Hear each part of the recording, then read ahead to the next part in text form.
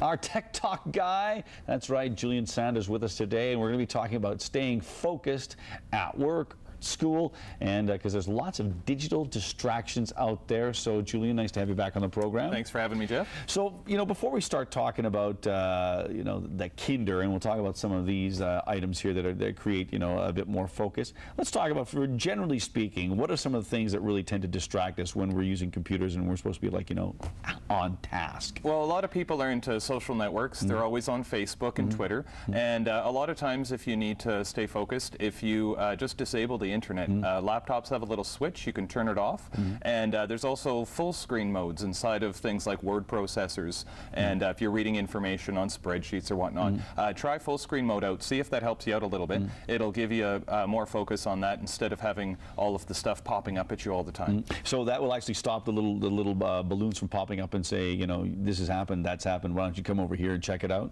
For the most part, yeah. A lot of people can also just log off. It's common to kind of stay logged on, especially to Facebook all the time, and it's constantly popping up and making noise at you, so maybe just hit that log off button. Might save you a little bit of time, make you a little more efficient. Make you a little more efficient. Okay, so those are some of the general ideas and the ways to stay focused, and that tends to be basically what it comes down to, is those emails, those things from social media. What about if you work, goodness knows I need my email on because things are popping up. Is there a way to disable something like, let's say, Facebook and still get my emails for work, things like that? Absolutely, yeah. You can, if you're on the web, you can just disable the Facebook log on right there.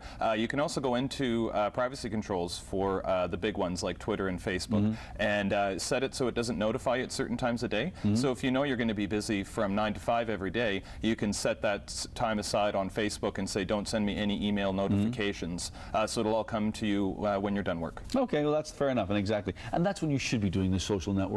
When you're not at work. There you go. I would never encourage anybody to do that. Hey, look, I'm so bad at that kind of stuff. I'm not even in violation, not even remotely close. So kids tend to be a lot more savvy when it comes to all of these things, it seems.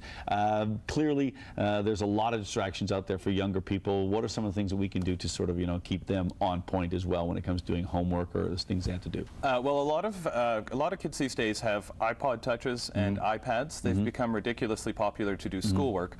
So there's an app that you can buy called MobiSip, and it'll allow you to set up, it's basically a secure browser, and allow you to set up an environment where you can't look at websites with violent or mature content, and it'll also keep a little track that the parents can log in and see what was going on, so it ensures that you have only the information you need access to available. So apps and a couple of little setups on your tablet will really help in the long run.